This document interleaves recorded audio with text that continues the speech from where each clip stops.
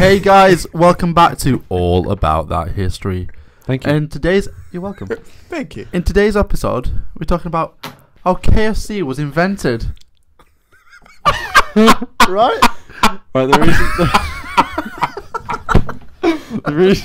reason Paolo's... wait, we've got to explain.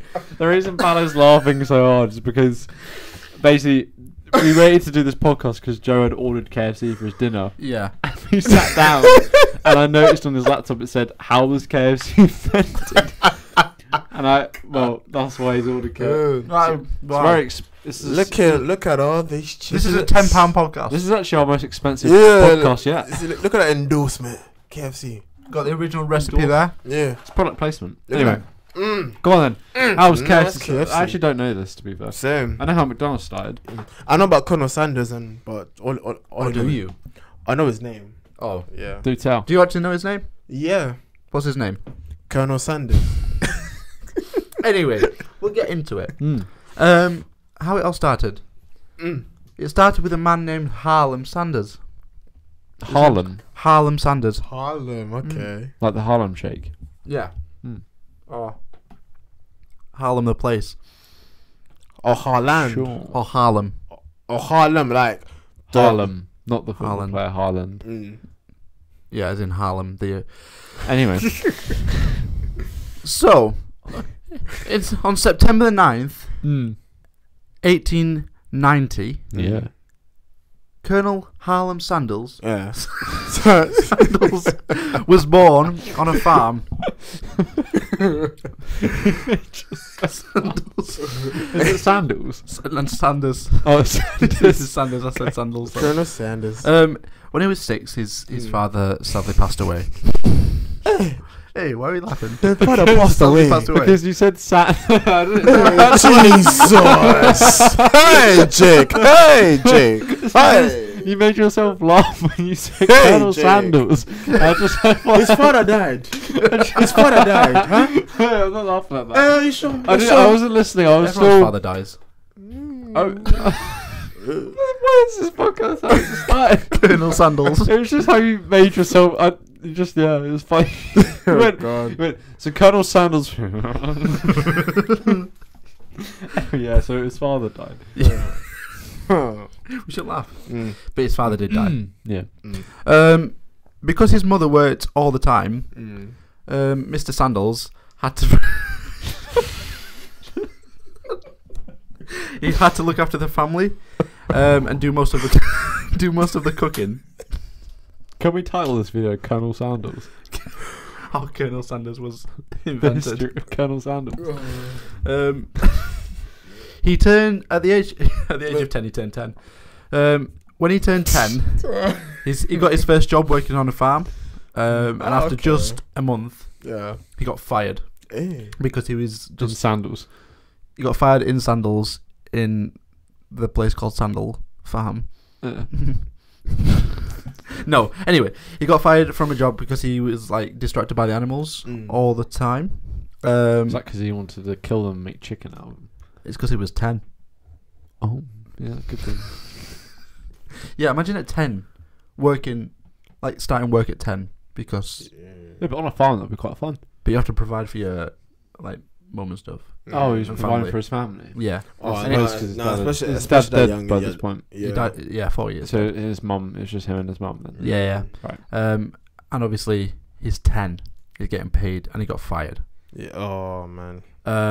When he was 12, his mother married a man who didn't want stepchildren. So later he left home and worked on a farm again, a different farm for 2 years. Wait, his mother just was like, yeah, if you don't want stepchildren, son, get out of here. Well, it was 6 years, and then, his father was like, really aggressive towards him and like didn't really disliked it. So it's basically the choose between me or like, Right. and she chose him because love is a dangerous thing. Good lesson there. When he was 13, he started 7th grade and dropped out after 2 weeks. What? Because he found algebra too hard. Well, Fair enough. I found algebra quite difficult as algebra's well too myself. hard, to be fair. Yeah. I don't blame you. And he pursued many jobs, such as a streetcar conductor, a soldier, a railroad fireman, a salesman. What's a car conductor? a streetcar conductor. What's that? Do you know those like little train things you see in America? Have you ever watched? Wait, you mean trains? Train. Oh, you mean like a tram? Like a tram. Oh, okay. Yeah. Sorry. I had too much chicken. Finger looking good. So yeah, worked as a steamboat operator, lighting manufacturer, tyre seller, and a lawyer. So he actually quite a lot of under his belt. Yeah, he had a lot under his belt. And in 1924, he hitchhiked across the UK to find jobs where he could get picked in, and he got picked up by a man and got offered to run a gas station. Oh, yeah. Okay. He focused mainly on customer service and eventually earned more than $12,000 a month from selling gas, which is at that time 3 times more than any other gas station in America. $12 a month. $12,000 a month. Oh, I said $12 a month. I was like, how much was money worth back then? $12,000. $12,000 a month. Man. Yeah, 3 times as much as anyone ever sold. And then the Great Depression struck in 1920. Yeah. What a depressing time to be alive. It ruined it a bit for him, did it? Yeah. His luck was running out, and eventually... Was it? His luck was running out. To make rent, he sold his own... he sold his equipment and stuff. And everything like that. And then Shell, like his gas station and everything, he sold it all. And then Shell asked him to run a gas station. And then they had recently built somewhere else. So in 1930 he moved to the gas station in Carbon. Is this a place? Corbin. Oh, Corbin. I thought I said Carbon as well. Yeah, in Corbin. He moved to a gas station in Corbin to make some extra money. He would sometimes make food for the customers because in the gas station he put like a table which seated 6 people. Okay. At the beginning he only started cooking like ham, string beans, orca, hot biscuits, which is like scones. Orca? Orca is like a vegetable. Like killer... Oh, I thought you meant killer whale. No, it's like a... It's a delicacy. Okra. It's a delicacy in Carbon. Okra. I got that wrong. Okra. Yeah, it's like a vegetable. And later he added fried chicken. The classic. The classic fried chicken. Foreshadowing. Yeah. By 1937, his food became so popular that people would come and visit him across the United States, like travel. And imagine in 1937, they don't have cars or like many planes back then. That is a lot to say. People travelled to see his chicken, to taste his chicken, to see his chicken. Then it expanded his gas station, and included a motel in it, and a cafe. Which would seat 142 people. So he expanded, built businesses up. Around this time, he discovered a problem. He couldn't fry the chicken fast enough, which would be around that time. It would be like fried in around 30 minutes. Oh, that's not fast food. That's slow food. Yeah. And then he used at that time he used a deep fat fryer. To cook some chicken, but it was unevenly cooked and overdone. And then a new invention came out called the pressure cooker, which he cooked his vegetables in originally. And then he cooked his chicken in it afterwards. After finding out it would quickened more up, efficient. Yeah, it quickened up the process. After many attempts. Oh, actually, before that, then actually after that. After many attempts, he perfected a recipe of cooking chicken in a pressure cooker, which included pressure cooking time, the meat, the fat, and the fat filtration. So all that combined made the perfect chicken, like juicy chicken. He originally started with like salt and pepper combinations, the originals, the classics, but it's not like it doesn't give you anything, does it? Anyway, then an order came in for 500 pieces. 500 obviously, it wasn't a regular customer, so he decided to try his new recipe out. Which included 11 herbs and spices, the famous blend, and it was the best chicken he'd ever tried. So he stuck with that, and it was called his secret blend of 11 herbs and spices. Is it still a secret? It is still a secret. It's still secret. I think there's only 2 people in the world right now that actually still know his Still know the recipe. So how did the workers at KFC? Yeah. You'll find that out. Okay. Oh. Well, I don't know about that right now in this day and age, but you find out how he kept it a secret when he was alive. Not long after, his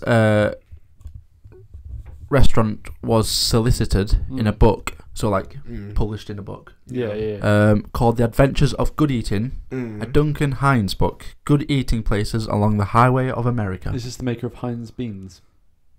Huh? Then they said Duncan Hines, so I thought. Oh, Duncan Hines as in H-Y-N-E-S. I thought we were on topic of food, people, so I thought maybe. Yeah, to be fair, the book, man. So yeah. And then 1939 hit, which obviously was the beginning of World War II. Yeah. And then obviously because World War II was happening, no tourists or anyone like that was travelling up and down the US. Right. Okay. So his business dwindled out. Yeah. And actually at that time as well, he opened a second motel, but the first one burnt down. And before the damn it, before he could get this first one built back up, World War II hit. So he was like losing money fast. Right. Yeah. So he sold his motel and started working for like other restaurants. So he's had a very rocky road. Yeah. And then the war ended. Harlem started a new restaurant in Georgetown. And he allowed a former colleague to run the restaurant. He gave him $300 a month and half of the profits of the restaurant. Oh, that's a pretty good deal. Yeah, that's really good. It is. But his colleague turned against him. Oh. And betrayal. Harlem had to buy him out, which was a hell of a lot of money. I don't know how much it was, but it was a hell of a lot of money. How did he go against him? Yeah. Basically, when the restaurant started, he went behind his back and put I can't remember what it's called, partnership with Harlem, like forged Harlem's signature and stuff. So obviously it was legal document. So this is the Zuckerberg before Zuckerberg. Yeah. Pretty much, yeah. But That Harlem had to buy him together. out to fire him. So he had to like pay everything to fire him. Oh, damn. That's So that must have been people, wars, the Great Depression. It's never stopped KFC. And the war didn't stop KFC. Yeah. Although it wasn't KFC yet, was it? No, it was on the uprise. It wasn't. Even, there was not even KFC. Then. No, it wasn't Kentucky Fried Chicken by that point. It was Shell. Yeah. Just chicken. And then a few months later, so he opened like another one. And a few months later, he kept this one. A few months later, a junction in front of the restaurant was moved to another site and cut off the flow of traffic but obviously it didn't get made. But at that time, it was announced that a new interstate highway would bypass the restaurant altogether. So it's like, do you know, like the motorway, they have roundabouts, but on the highway you have like curves and stuff. What point in time is this? This is around 1950s. Okay. And then 1956. So Harlem was sure his business was doomed, and so in 1956 he auctioned his restaurant for $75,000, which was before that a lawyer rang him up twice to offer him double the money 6 months earlier, and he didn't take it. He declined it, and then he had to sell it anyway. Why did he have to sell? Because of the highway being made on. It cut off all like traffic and all people coming past. That's yeah. And at 66, so he was 66 at this point. He had to live off his savings and social security checks, which was $105 a month. $105 a month. Yeah, especially back then. Back then. Yeah. But he had a new business idea. A fried chicken franchise called KFC. That was very musical. In fact, he already had some lined up before, he like got taken down. No, before he actually started this franchise properly. Yeah. So he already had some people like some dotted about, because years before he taught his friend Pete Herman how to cook fried chicken, and Pete served it in his restaurant, and the business went up by 75%. Oh, so was fried chicken quite a new thing? Fried chicken was like a very new thing back in the 50s. Okay. And obviously, just using chicken, and your business increases by 75%. Yeah, it shows that the Bonkers. chicken Is the must best be. meat. Chicken is the best. You You know what they say? Chicken. Chicken is the meat of the highway. Sure. We'll go for that. Meat of Why the did highway. the chicken cross the road? To get to the KFC. We're not sponsored, by the way. We just really like KFC. Yeah. We do. And then he decided to pursue this path of like KFC and franchises. As we know. And so he put a couple of pressure cookers in his car, a bag of 11 herbs and spices, which his wife would pack. His wife would make, pack, and like blend it all together and then seal it. So his wife and him only knew the recipe. Oh, his second wife, not his first wife. His second wife would only know the recipe, and him. Yeah. So that's how they kept it a secret, because he didn't want anyone knowing backstabbing him again. Yeah. So he moved he moved up and down the country in his car, going to restaurants, from restaurant to restaurant, and begged the owners to cook chicken for the employees. And then if they said yes, and if they liked it, he'd offer to stay for a couple of days, hoping that the restaurants would lead to a franchise opportunity, so he could take it over and stuff. Within a few years, Harlan didn't have to travel anymore. You know why? People went to him instead. So him, instead of him going, because everyone liked his. Yeah, everyone liked this chicken. He did all he did all the paperwork when the KFC was coming up and stuff. And his second wife would pack and ship and spice all the blends. Spice all the blends. Blend all the spice. Blend all the spice. And then he didn't share his blend with the franchise because he thought he was scared falling into competitors' hands. And in 1963, there were over 500 KFC restaurants up and down the United States of Canada and America. Damn. The United States of Canada and America. The United States of America and Canada. And then in 1964, which was a year after, there was over 500. He sold his company at 73. He was 73 years old when he sold his company. By the time he sold his company. Well, I mean, he only had it for 10 years of it being successful. Yeah. But he made so much money in that time that he was comfortable. So why did he sell it? Because he just didn't need it anymore. Well, there was basically there was a lawyer or a businessman, and one of his friends bought it off him. Firstly, they offered him $2 million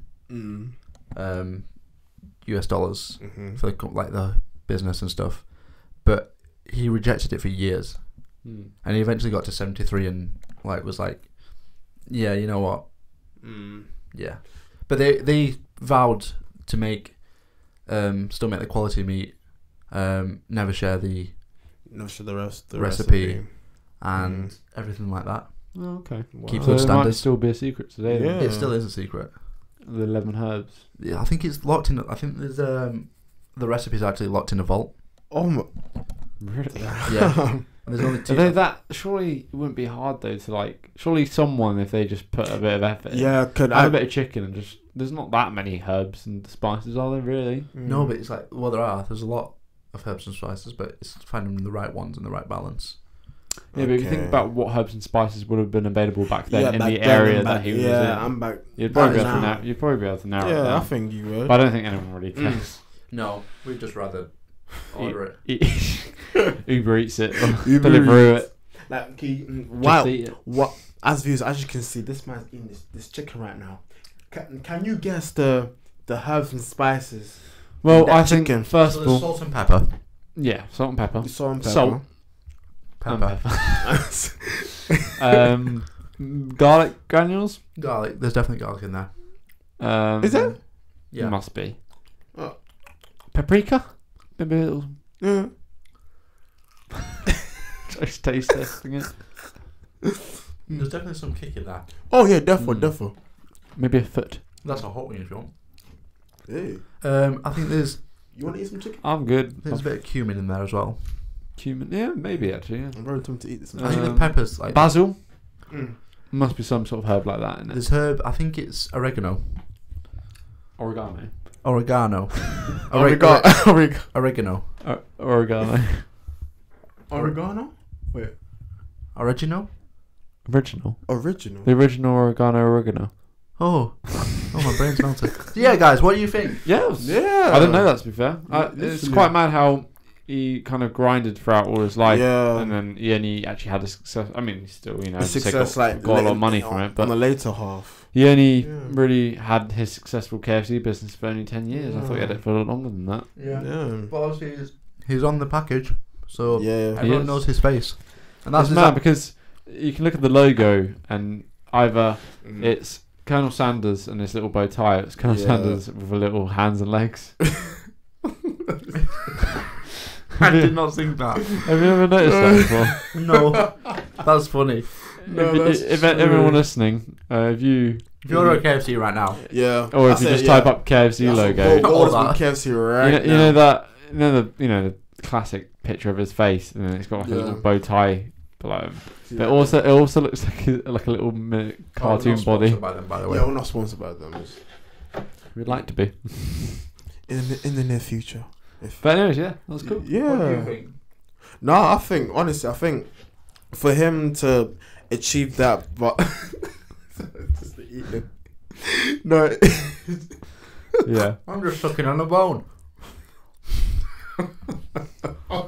Sorry, just joking. Carry on before he starts dropping stuff in my room. No, I think it's mad that how the success that he had in his life was like towards like the end, you know, like of his life. or what? Yeah. It was So literally the end of his life. Like he was. But it kind of just relates to back how like it's never about. It's always about the journey you take to achieve what you want. And But was it worth it in his case? I guess it was. He lived a good life for 10 years. I was 100%. He lived a good life for. He was able to like He lived a life. perfect chicken, perfect fried chicken. I suppose that was his passion. Yeah. But there's so many copycats that's like obviously KFC was the original. Yeah, he The got original. so many. KFC was the original. And then there's like He got so many. Piri corner. You got You got and now there's like Frando's, Nando's. but the chicken shop like corner. Some of them are just very imaginally called the chicken shop. Have you seen that kid on that? It was like popular like years ago. what the chicken connoisseur? Yeah. Oh, the chicken connoisseur. I also He's sick. don't Yeah, remember. he does like crepe checks and stuff. Yeah. You go over. You go. Basically, what you do is basically go. He'll eat and he'll rate the food. Yeah. It's And- like Yeah, I feel like I know who you're talking about. soggy, bro. That's soggy, bro. See that? Peng, bro. Should I be saying that? I don't know. It's up to you. I've broken Paolo. Wait, why are you friendly with my chicken? Well, He's just going right in to eat some. may I eat some? May I eat some? Just a tiny bit. Chicken? Okay, you can have some. You can have a hot wing. Have the smaller one though. Nah. It's very generous of you. Thank you. Oh, hear that crunch? Yeah, getting it all over my floor. Right, you can put that chicken down. Still spurted it everywhere. I know. It's terrible with his messiness. He opened a pack of peas and sweet corn over the hob earlier, and he didn't even clock it until I told him. But I'd say 40% out of 100 were going nowhere near the pan he was trying to pour it into. Oh, well. And he was like, "Oh, I didn't realise they were going in here." I was like, "Are you sure? Because you got more on the hob than you have in your pan." Have you got any coordination? Yeah, I've got some coordination. I don't think you do. You got a bit of chicken on your chin. There you go. That speaks for itself, doesn't it? Really? How do you get chicken on your chin? Is that on my chin? Not now. It was like a breadcrumb. Oh no, that's all right. But yeah, it's been a very eventful podcast. It started off very eventful. Yeah, and it ended very eventful. Eventful, yeah. Thank you guys. You're welcome. No, you're welcome. No, you're welcome. Yeah. Thank you. That was good. Thank you. Yeah, yeah. Man, thank you. You're welcome. Yeah. Yeah, you're welcome. Thank you. You're welcome. Thank you. Yeah, thank you. I think we need to end it here. Yeah. Sorry, guys, for that. Whatever this podcast has been. I hope you've I hope you've enjoyed it. Like and subscribe. Yeah. And don't forget to get your KFC in pretty soon. Finger licking good. Finger licking good. Also, if you'd like to send us anything KFC wise, Twister wrap maybe, box meal, sharing. However, bucket. you won't be able to because we will not be giving away our address. Yep, that is very true. But if you want to, well, no. I mean, please. I don't even know. Preach on. Preach on, bro. Preach on, Colonel Sandals.